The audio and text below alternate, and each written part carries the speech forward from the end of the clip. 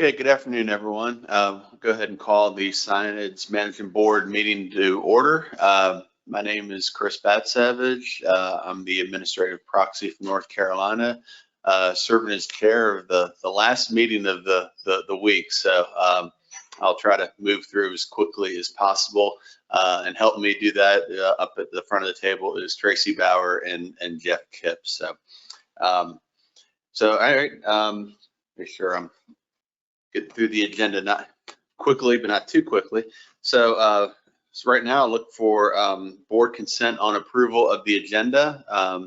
Is there any modifications or other changes needed for the agenda? Okay, seeing none, I'll consider that the agenda approved. Next is approval of the proceedings from the May 2023 meeting. Are there any changes, edits, or modifications to those proceedings? Okay, seeing none in the room and none online, we'll also consider those approved. Next up is public comment. This is an opportunity for the public to provide any comments related to the Scienids Management Board for items that are not on the agenda. So do we have anyone in the room or online that would like to provide public comment? Okay, seeing none, we'll then move on to the next item, which is a review of the annual update to black drum indicators. And we'll have Harry Rickabaugh, the TC chair, providing that update. So Harry, whenever you're ready. Okay, thank you, Mr. Chairman. First, I'd like to thank all the people who submitted data for this. It comes from many locations, several states, and also to ASNOC staff for putting this together. Jeff, I know, put together most of the slides and the updated some of the indices for us, so thanks. Go ahead and next slide, please. So the following the last assessment was found that the black drum stock was not overfished, that overfishing was not occurring. Data for that assessment ran through 2020. During that assessment, empirical indicators were identified that could be used to monitor the stock condition between assessments. Lack of contrast in the black drum data sets, coupled with some high uncertainty in the model, led to TC to recommend monitoring these imperial stock indicators annually. The board agreed to annual monitoring of these empirical indicators and tasked the TC to do so on an annual basis. This is to assess a new assessment only. It does not trigger management action. And the next assessment is preliminarily scheduled for 2027. Next slide, please. So the different indicators that we're looking at are in three different categories. The first one is the abundance indicators. These are made up of 4 indices from the Mid-Atlantic, which are all YOY. The Mid-Atlantic region is from Virginia North. There are 3 indices in the South Atlantic, which is North Carolina South. Those include a YOY indice, an age 0 to 1 indice, and a subadult indice. We also look at exploitable biomass. That's through an MRIP CPUE. We do not have a adult fishery independent index to track adult abundance. The range expansion indicator is only for interpreting any potential changes in just that range expansion. It is not an indicator of overall stock abundance. And then we also look at some fishery catch metrics, just your recreational live releases, recreational harvest in pounds, and commercial landings in pounds. And those are also structured regionally with the Mid-Atlantic region from Virginia North and the South Atlantic region from North Carolina, Mid-Atlantic from Virginia North and South Atlantic from North Carolina South. And the years to be updated in this round are going to be 2021 and 2022, since again, the assessment only ran data through 2020. On all the figures we're about to see, there's going to be a time series mean. That's the dotted dashed line. And go ahead and go to the next slide, please. So on these slides, all the abundance slides, the mean is scaled, the index is scaled to its mean so that we can put multiple figures, up at one time and compare them side by side. We're really looking at the trend here, so the absolute value isn't as important, so they're scaled to their mean. And for the Mid-Atlantic, again, that's what's up there now. We have 4 indices, and once again, they are all YOY. The upper left panel is the Public Service Enterprise Group SANE survey, which is conducted in Delaware Bay and the upper Delaware River. The upper right panel and the lower left panel are the Delaware trawl surveys, which are conducted in the Delaware Bay, and the lower right is the Maryland SANE. For all the figures I'm going to show today, the dotted black line, or the black dots connected by the black line are the data that was used in the assessment through 2020. The red dots connected with the red line will be the updated years. So they just help you jump out, see what was used in the assessment and what is the new data. And again, these Mid-Atlantic indicators all kind of vary around their time series means. The Delaware Bay indices being lowest or a little below their mean in 2021 and above in 2022, and the Maryland Coastal Bay SANE survey being above the time series mean in 2021 and below in 2022. But they all varied within sort of the range of their most recent values. There are a few more larger peaks in the early part of time series that don't seem to be as apparent in recent years. Next slide, please. So for the South Atlantic, the abundance indicators were mixed as far as trend, with declines measured in the South Carolina trawl survey, which is an age 0 to 1 and is in the left panel, and in the Georgia trawl survey, which is a YOY only survey, which is in the far right panel. It varied around the time series mean in the North Carolina Gillnet survey in the middle panel, which is a sub-adult survey, so primarily ages 1 through 3. A note about the Georgia trauma survey is that there were some questions during the assessment about possible changes in catchability due to a survey gear change in 2007. That will be explored further in the next assessment to see whether that was really impacting those really large values you see prior to 2007. Next slide, please. So the exploitable abundance indicator is based off an MRIP CPUE. It declined below its time series mean for both of the update years. This is the only index we actually use within the model to track abundance. So this is the tuning index for the model.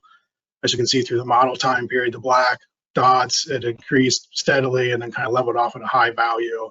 Now these last 2 years are below the mean, a drop from where we were in the previous 10 years or so.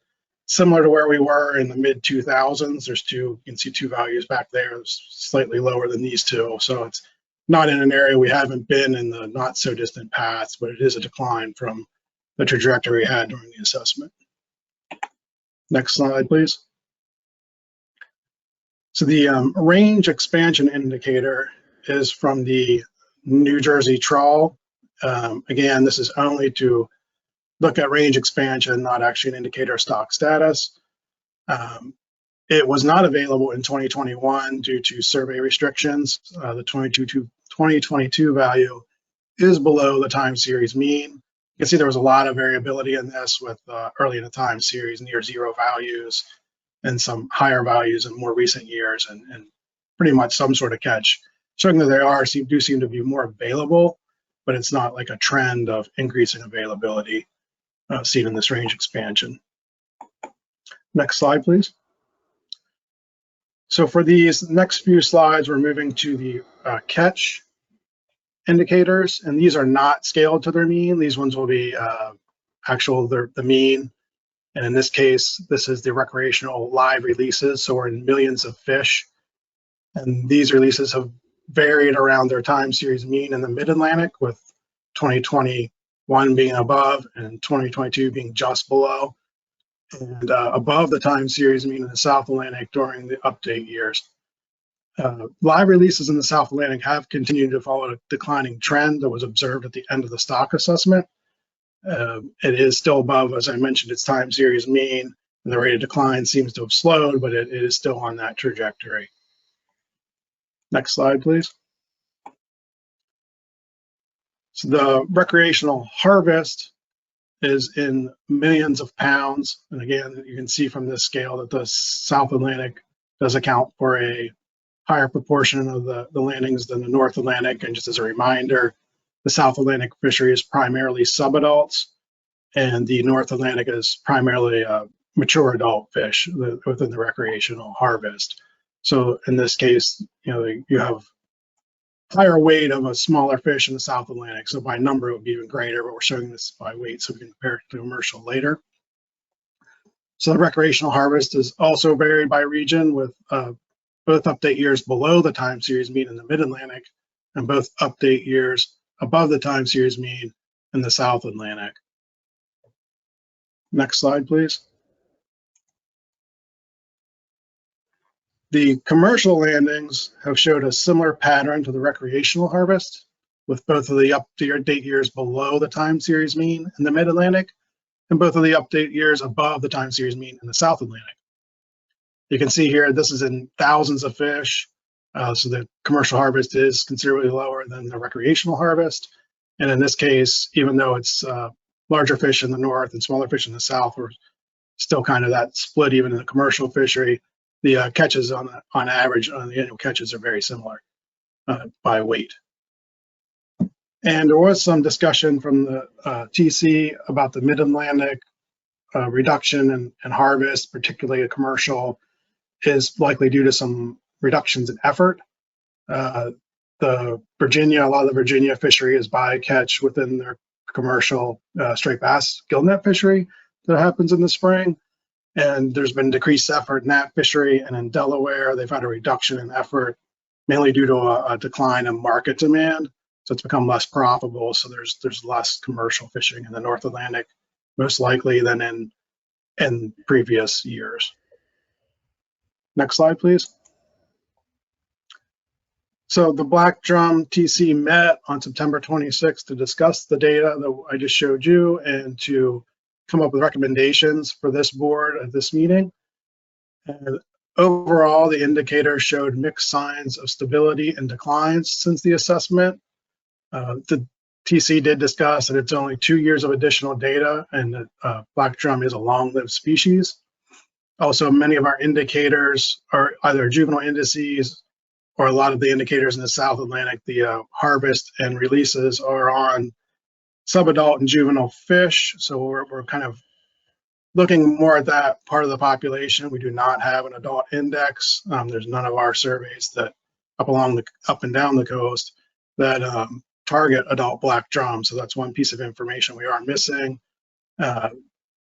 Recruitment for black drum is highly variable, and our indices have been relatively low, particularly in the South Atlantic. So it's not real surprising that some of the other indicators are also a little low, since that's the part of the population the bulk of the fishery is targeting in the South Atlantic. The lower values we are seeing are within the historical range of values we've seen. So it's not, we're not into an area we haven't been before that the stock hasn't recovered from, but it is, we do have some declining trends. The TC does feel that's something we need to monitor into the future. It does not feel that initiating an updated stock assessment is necessary at this time. Next slide. And with that, I can take any questions. Hey, thank you, Harry. Any questions for Harry on the black drum stock indicators? Okay, seeing no questions. Just an FYI for the board, and it's in our compliance report, which you'll see in the FMP review later. But we're looking at recreational harvest in North Carolina. It did increase by quite a bit in 2022 compared to 2021. I think it was like 3.5 times higher than it was the previous year, and it was the highest since the FMP required bag and size limits were implemented back in like 2014, I think. We've heard some anglers voice concerns over increased black drum fishing effort in recent years in North Carolina. So we're just kind of monitoring the trends of the fishery.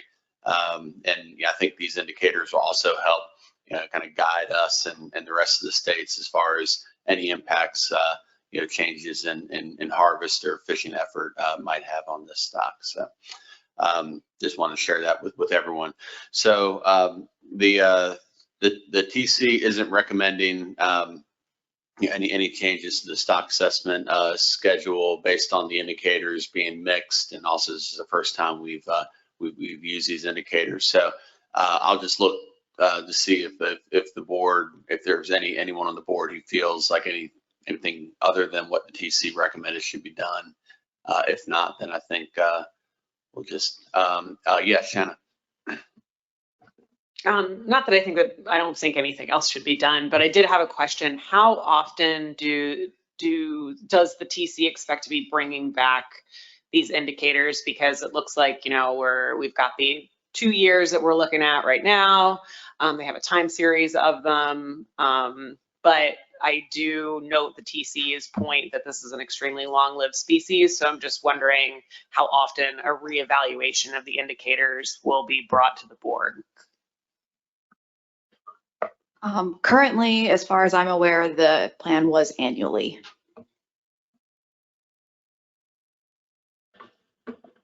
Okay, thanks. I guess, would that be something, Tracy, that as the TC goes through this exercise and the board reviews, that if we felt it was appropriate to look at it, maybe not annually, but maybe every 2 years or whatever, based on the life history of the fish, that would be a change that we could just make through board action or consensus?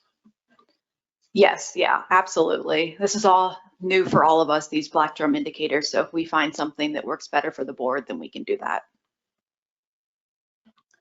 Okay, any follow-up on that, Shanna, or is that good? I think I'm good for now, but I kind of agree that maybe at another time, once the TC brings us back to this, I feel like yearly is a little bit excessive again for such a long-lived species. Not that it takes up a ton of our time, but I feel like it could take up some time for the TC. So maybe a biannual situation might be better in the future, but let's see how this goes since it's new for all of us. Yeah. Erica? On the same topic, I'd be interested in the TC's thoughts on potentially doing this every 3 years. Okay, thanks. Yeah, I guess, Tracy, that would be something that, you know, the next time the TC meets to review these indicators, that could be something that we ask the TC to discuss at that time, and then report back to the board probably this time next year. Yes, yeah, absolutely. We can have them discuss that next year if that works for everyone on the board. Okay, does that seem like a reasonable ask? Yeah, I'm seeing heads nodding. So yeah, we can do that. Yeah, thanks, Erica. I think just to kind of provide something a little more concrete from the board to get input from the TC would be good. So. All right, if nothing else on this, we'll move on to the next agenda item, which is to consider approval of the Atlantic croaker, black drum, and spotted sea trout FMP reviews and state compliance reports for the 2022 fishing year. Tracy is going to go through each one individually. She's going to pause for questions after each, but then we'll take up motions after she's done presenting all 3 FMP reviews. So Tracy, whenever you're ready. Thank you, Mr. Chair. Good afternoon, everyone. Like I said, I'm going to be going through the red drum, Atlantic croaker, and spotted sea trout FMP reviews. The black drum one is actually finished as well, but you'll get that one through an email vote. So we're not going through so many at this meeting. Next slide, please. So I'm going to start off the presentation today by going through the red drum FMP review. Next slide. So red drum are managed by the Commission through Amendment 2 to the Interstate FMP and Addendum 1. The addendum required states to implement a recreational creel and size limits to achieve at least a 40% static spawning potential ratio, and included a maximum size limit of 27 inches and maintained existing commercial regulations. And then Addendum 1, which went into effect in 2013, updated Amendment 2's habitat section to include current information on red drum spawning habitat and habitat by life. It also describes key habitats and habitats of concern, including threats and ecosystem considerations. Next slide, please. So on this slide, I'm just gonna touch on a couple of the more recent red drum assessments. So as you guys are all probably aware, the 2017 red drum stock assessment and peer review report indicated that overfishing was not occurring for either the northern or southern stocks of red drum. but that assessment was not able to determine an overfished or not overfished status because the population abundance could not be reliably estimated due to limited data for the older ages. And that assessment had a terminal year of 2013. So fairly recently, I just wanted to touch on a more local or state-specific stock assessment in Florida. They had completed that in 2020 with a terminal year of 2019. And on the Atlantic coast, estimates of current escapement rates in the formally defined Northeast region had exceeded their target of 40%, where the formally defined Southeast region of Florida exceeded the escapement rate in the terminal year, but the 3-year average did not meet the current escapement rate management target. So now moving on to reviewing the status of the fishery, I wanted to start off with a high-level overview of the red drum fishery in 2022. So 5.8 million pounds of red drum were harvested in 2022, which is slightly lower than the previous year at 6.2 million pounds. In 2022, 56% of the total landings were from the southern region and 44% were from the northern region. This close to equal split of the total landings between the north and the south regions is a somewhat recent trend, whereas in the past, the majority of the landings were always from the south. So this is something we've been seeing maybe since 2019 or so.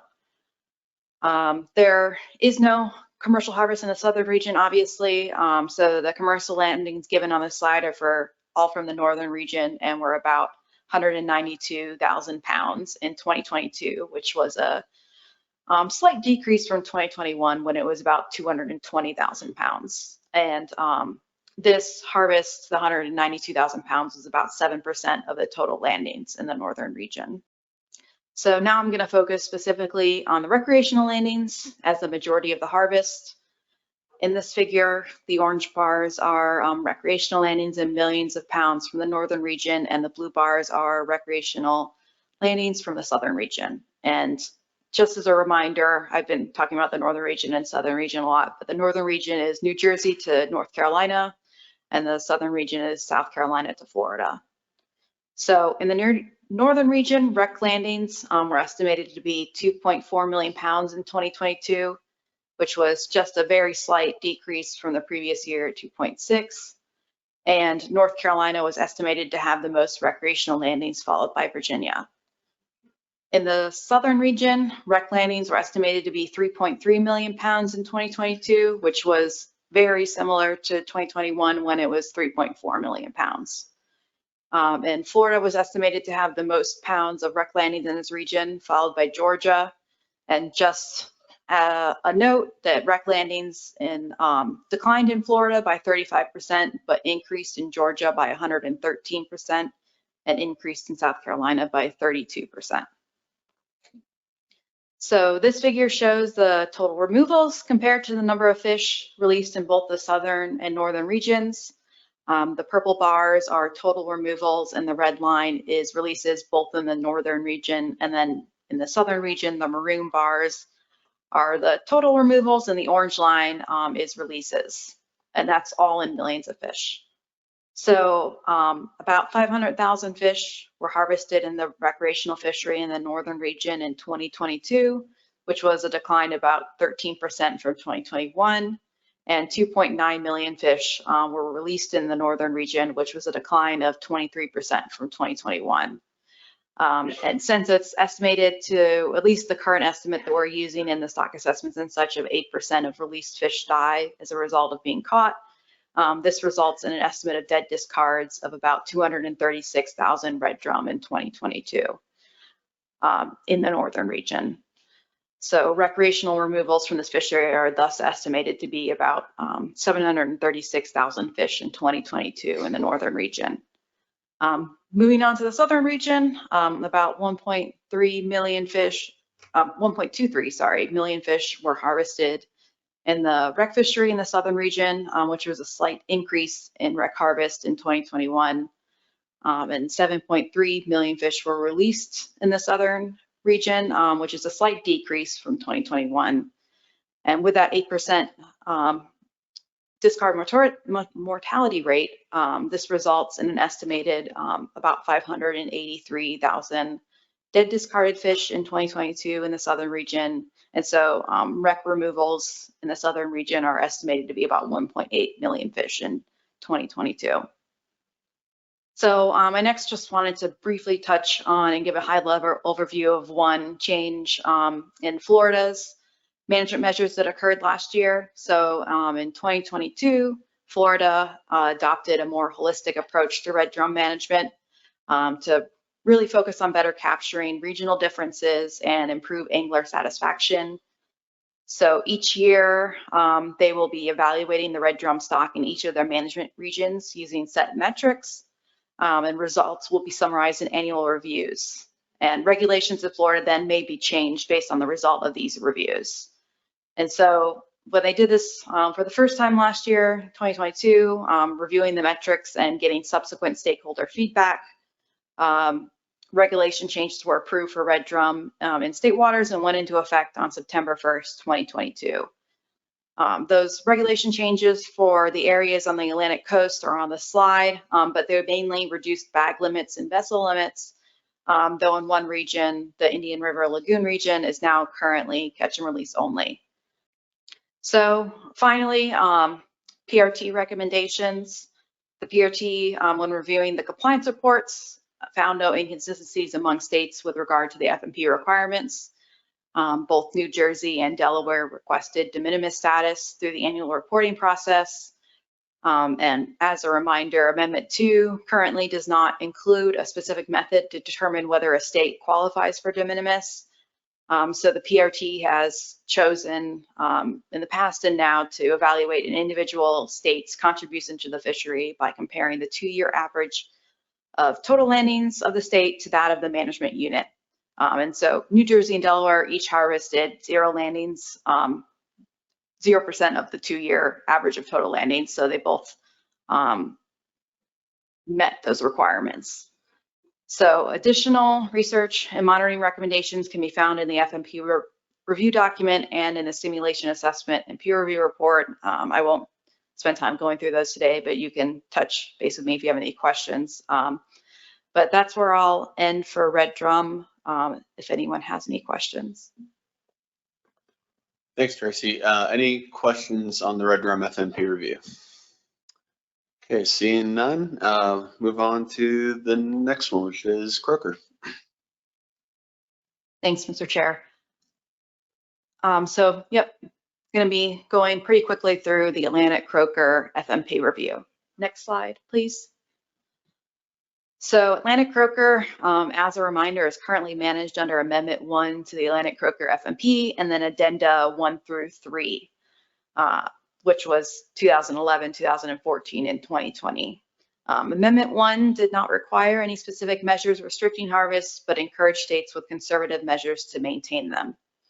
It also established a set of management triggers. However, Addenda 2 and 3 established and revised that traffic light analysis and the resulting management responses to replace that original set of management triggers.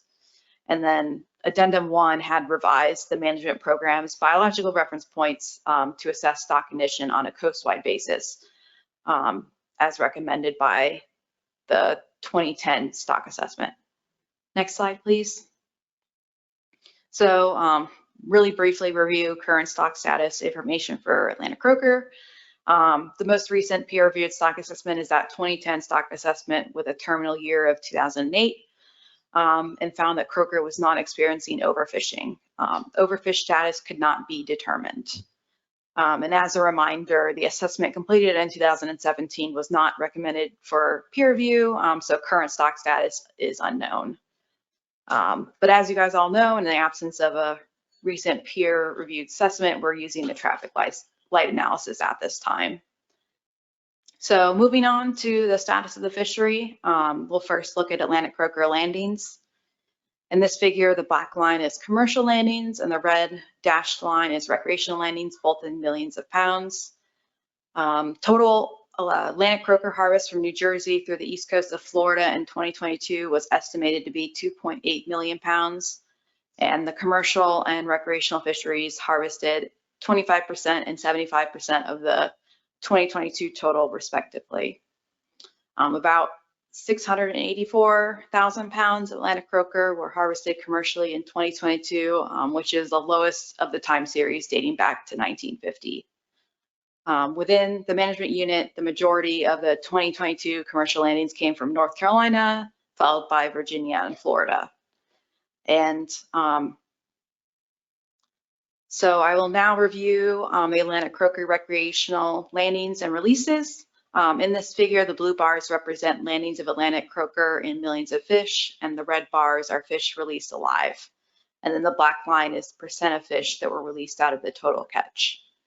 So in 2022, anglers released 30.5 million fish, which is an increase from the 27.4 million fish released in 2021. Anglers also released a slightly greater percentage of the total recreational catch in 2022 compared to 2021. So an estimated 85.5% of the total recreational croaker catch was released in 2022, which is the highest percentage on record for a second year in a row. Last year was just slightly lower at 84%. And the 2022 recreational landings were estimated at 5.1 million fish and 2.1 million pounds, which was pretty similar to the previous year. So the PRT recommendations are pretty straightforward. They found no inconsistencies among states in regard to the FMP requirements. And again, as a reminder, states are permitted to request de minimis status if for the 3 previous years for which data are available, their average commercial landings and or recreational landings by weight constitute less than 1% of the coast-wide commercial or recreational landings for the same 3-year period. So a state can qualify for de minimis in either its recreational or commercial sector or both, but will only qualify for exemptions in the sector which qualifies for de minimis. So this year, New Jersey, Delaware, South Carolina, and Georgia requested de minimis status for their commercial fisheries, and New Jersey and Delaware requested de minimis for the recreational fisheries. The PRT found that these states met all the requirements of de minimis for the sectors they requested it for. And again, additional research and monitoring recommendations can be found in the FMP review document. So I'll stop there for any questions. Okay, thanks, Darcy. Any questions on the Atlantic croaker FMP review? Okay, seeing none, we'll move on to spotted sea trout. All right, thanks, Mr. Chair. So lastly, spotted sea trout FMP review. Next slide, please. So spotted sea trout is currently managed under the omnibus amendment to the Spanish mackerel spot and spotted sea trout FMPs.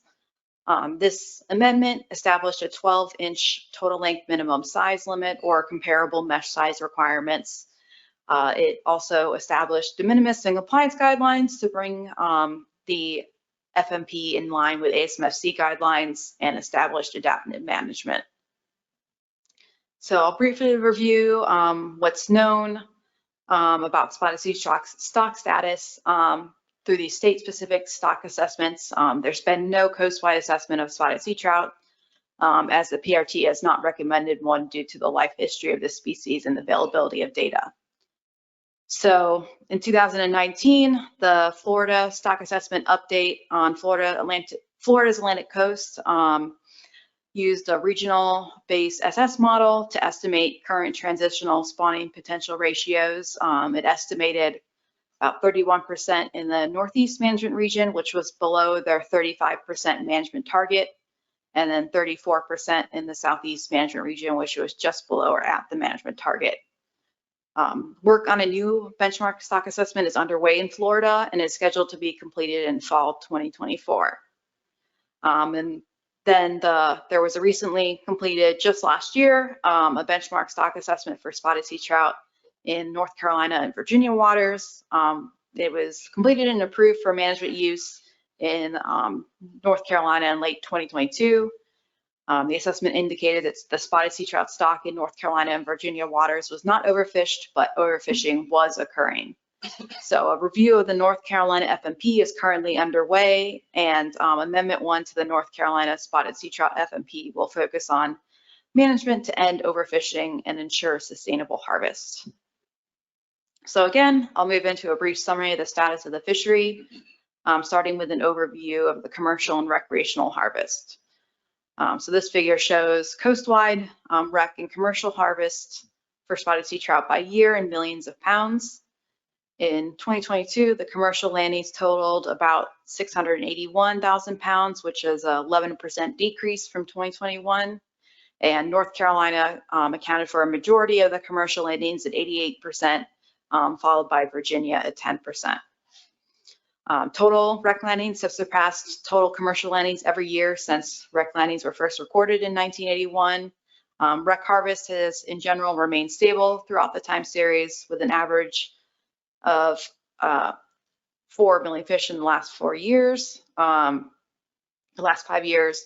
And rec harvest in 2022 was 6.5 million pounds or 3.8 million fish, with North Carolina, Georgia, and Florida responsible for the largest shares and numbers of fish. Next slide, please. I will now focus on the rec catch and releases. In this figure, it shows coastwide recreational catch in millions of fish, with harvests shown on the gray line and releases shown on the black dashed line. In 2022, rec catch totaled 25.9 million fish, which was a 17% increase from 2021. And the percent of fish released in 2022, 83% was about equal to the percent of fish released in 2021. And the number of fish released has averaged 18.9 million fish in the last 10 years. And in 2022, 20, that's a lot of twos, 22.1 million fish were released, which is the third highest number released in the time series and the highest since 2018. So finally, spotted sea trout PRT recommendations. The PRT found no inconsistencies among states with regard to the FMP requirements and recommended approval of the state compliance reports and de minimis status for New Jersey and Delaware. And so for spotted sea trout, a state qualifies for de minimis status if its previous 3-year average of combined commercial and rec harvest is less than 1% of the previous 3-year average coastwide. And the PRT found that both New Jersey and Delaware met these requirements. So again, additional research monitoring recommendations are found in the FMP review document, and I can take any questions.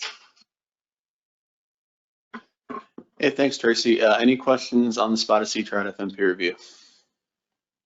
Josemina. Thanks, Tracy. Thanks, Mr. Chair. I was just curious. I know the groups tend to look at tagging data for red and black drum, but has there ever been kind of like a review of tagging data for speckled trout just to get some idea of movement and interstate activity? I know I can speak towards North Carolina's efforts. Spotted sea trout tagged in North Carolina have been found up the Chesapeake Bay, up into Virginia and Maryland waters. I'm not sure they've gone any farther than that, though. My information is about a year or so out of date. I don't know if Virginia has any information about theirs. Yeah. So we have, we've obviously still continue tagging. We have our tagging program. I don't know if we've necessarily been reviewing it in order to see if trends have been changing or anything like that. But if it's something that you'd be interested in, we can definitely look into it. Erica? Joe, are you interested in it for a stock unit understanding, or are you interested in movement? A little of both. I'm just wondering if, New Jersey has interest in having new regulations, and I'm just trying to kind of understand where our fish are coming from. I doubt they're coming from Florida, but we have a genetic analysis of the stock units in our state if you're interested. Okay, thanks. Yeah, I mean, I guess this is something that they don't have a TC. I guess it's a plan review team, right, for speckled trout. Yes, correct. Spotted sea trout only has a PRT.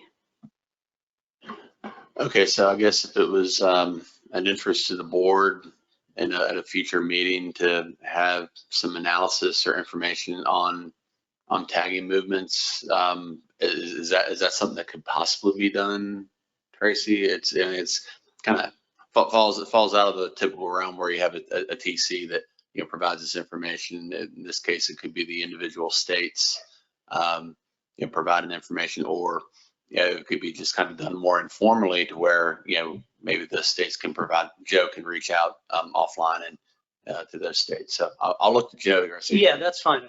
Thanks. I'll reach out to states. I appreciate that, though. Thank you. Okay, yeah, that might be the easiest solution. Okay, great. Any other questions on spotted sea trout? Okay, then we are at a point for motions. Tracy, I don't know if it's a one large motion or do we have individual motions for each FMP review? I think we've settled on individual motions for each FMP review. Okay, that makes good, perfect sense. So starting off, I guess, in order with Red Drum, get a motion up on the board, see who would like to make it. Lynn Fegley. Thank you, Mr. Chair. I would move to approve the Red Drum FMP review for the 2022 fishing year state compliance reports and de minimis status for New Jersey and Delaware. Okay, Erica Burgess with the seconds the motion. Any discussion on the motion? Any opposition to the motion?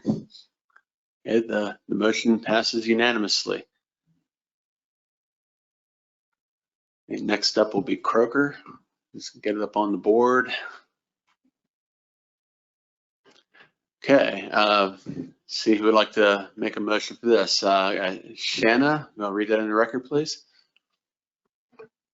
Move to approve the Atlantic Croaker FMP review for the 2022 fishing year, state compliance reports, and de minimis status for New Jersey, Delaware, South Carolina, and Georgia commercial fisheries, and New Jersey and Delaware recreational fisheries. Okay, Roy, I saw your hand go up too at the same time. Just second that. Okay. Any discussion on the motion? Any opposition to the motion? Okay, that motion also carries unanimously. Last but not least, spotted sea trout. All the hands go up. Ingrid, read that in the motion, please, or in the record, please. Thank you, Mr. Chair. Move to approve the spotted sea trout FMP review for the 2022 fishing year, state compliance reports, and de minimis status for New Jersey and Delaware. Thanks. I'll allocate the seconds. I saw John Clark's hand go up, so second by John Clark. So is there any opposition to the motion? Okay, that motion also carries, passes unanimously.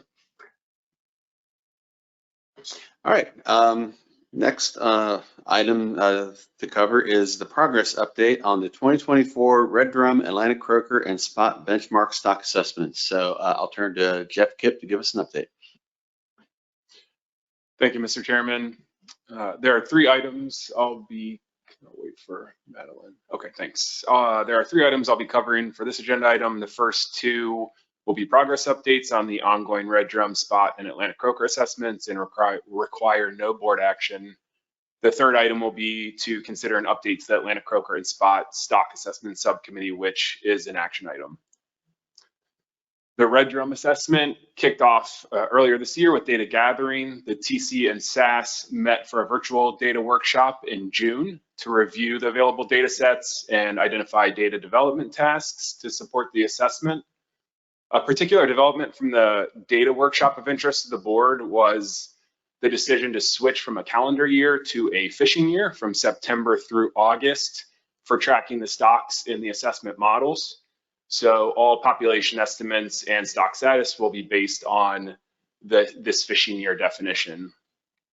This decision will provide some benefits like matching the modeled age structure to the biological age structure, but did require recalculating data sets. So I did want to acknowledge the TC for taking on the additional workload. The next milestones will be an assessment workshop in a few weeks in Charleston, South Carolina. The SAS will meet to review follow-ups from the data workshop and model development. For the remainder of the process, we'll have a second assessment workshop in March to finalize the model results and stock status determinations. A peer review workshop in August, which will be coordinated by CDAR. And the assessment and peer review will be presented to the board at the annual meeting next year. Now moving to the spot and croaker assessments, which are going through the assessment process together with a joint stock assessment subcommittee. The original timeline was similar to the red drum assessment. We started off earlier this year with data gathering. The TCs and SAS met in May for a virtual data workshop to review data sets and identify data development tasks. Following the data workshop and before our first assessment workshop, we did have an unscheduled item come up, which was the lead analyst for the croaker assessment model, Laura Lee from NCDMF, taking a new position, and she'll no longer be able to serve as the lead analyst role. This development created a personnel and experience bottleneck that required the SAS to revise the assessment timeline and request additional support. On this SAS during the policy board meeting at the commission's August meeting. We did not find a new lead analyst, but we did receive a nomination for a SAS member with stock synthesis expertise that could support our remaining lead analyst for the assessment. We did move forward with an assessment workshop in September to review follow-ups on data workshop items and to begin development of a model for croaker, anticipating a delay for the spot assessment. So I won't go into the top of the slide here, given that this was just presented and approved at the policy board. We did modify the assessment timeline, but for a few additional details on the remaining croaker timeline, we do have an assessment workshop in February and a peer review in the summer of next year. The assessment and peer review will be presented to the board at the annual meeting next year, along with red drum. And then the new spot timeline will delay the assessment until November of 2024, when we will revisit updated data. There will be an assessment workshop in February of 2025, and the assessment will be peer reviewed in the summer of 2025. The assessment and peer review will be presented to the board at the 2025 annual meeting. I do want to note that this is a fairly aggressive timeline to get both of these assessments completed following the loss of expertise and support that we experienced. And it will be dependent on having the TCs and SAS fully engaged throughout both assessments over the next several years. As I noted a few slides back, we did receive a nomination for a new SAS member to help support the assessment. That nomination for your consideration is Trey Mace from Maryland DNR. If approved, Trey would be joining the existing SAS membership listed on the screen and would fill the spot vacated by Laura Lee. So, and that concludes my presentation. I can take any questions on the assessment. Okay, thanks, Jeff. Any questions? Yes, Bud. Yeah, thank you, Jeff.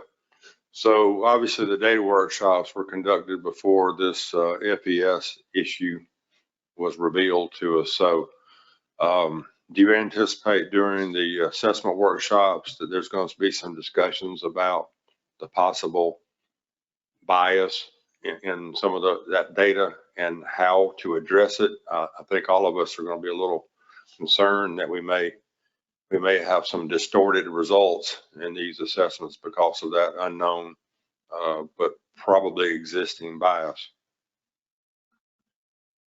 Yeah, thanks for the question. We do anticipate having discussions about that. We did proactively meet with MRIP staff and did discuss some potential sensitivity runs that we could explore during our assessment workshops to help understand what the potential implications would be. Noted that these assessments, some of these assessments will be completed before those adjusted data are available. We don't anticipate major complications because what was covered at that MRIP presentation was that MRIP expects these effort changes to be consistent across years. And so what we think we're going to see is a scaling effect where we have a lower magnitude in catch, but a similar trend through time. And so in terms of the assessment stock status, we expect certainly the population biomass and abundance estimates to decrease with effort changes that decrease, but the overall trends in those population estimates should be similar. But we'll certainly include those sensitivity runs to better understand that, and that will be part of that assessment package. Yeah, follow-up, Seth? Yeah, thanks. Yeah, so I guess looking ahead into the future, so we do the sensitivity runs, we make, you know, an evaluation of where there's a risk, I guess, on making erroneous management decisions. I guess the other question is going to be, when we get the results of this expanded FES study, should that affect the timing of when we do the next assessments? I mean, if we find something that's of great concern to us, are we going to need to maybe make some adjustments and update those stock status determinations maybe earlier than we would have done otherwise? Yeah, definitely. I think the SAS can consider that. We do have a term reference for the assessment that makes it the responsibility of the SAS and TC to make recommendations on future assessment updates and benchmarks. And so I think certainly with some of those preliminary sensitivity runs and having an understanding there, that will help play into those recommendations. And we could certainly make a recommendation to update those assessment models a year or two after, once those updated NREP data become available, if it does look like there's going to be some implications. Okay, yeah, I guess I could probably also have potential implications for future management too, where if there was a management response that was being considered from the assessment, I guess we'd have to look at the results and see how that's impacted by the new FES estimates to determine whether do the assessment update before considering management. But I guess we'll just cross that bridge when we get to it. But I think those are good questions and things to consider over the next few years. Any future or any additional questions for Jeff? Okay, seeing none, then what we have before us then is to consider approval of the stock assessment subcommittee nomination for Spot and Croker for Trey May. So I'll be looking for a motion for that. Lynn? Thank you, Mr. Chair. I am thrilled to nominate Trey Mace to the Spot and Atlantic Croker Stock Assessment Subcommittee. Thank you. Okay, second by Malcolm Rhodes. Any discussion on the motion? Any objection or opposition? Seeing none, the motion carries. Greatly appreciate Trey joining the SAS. Definitely could use as much stock assessment help as we can to get both these assessments done, in addition to the other assessments going on too. So great. All right, so that leaves us with other business. Is there any other business to come before the Scienids board?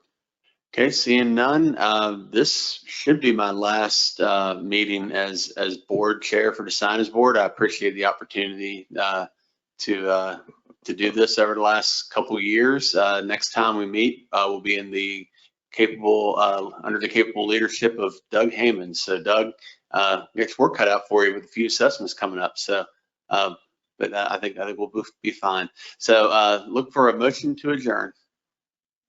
I saw plenty of hands. Sorry, we are adjourned. Thanks everyone, and safe travels home.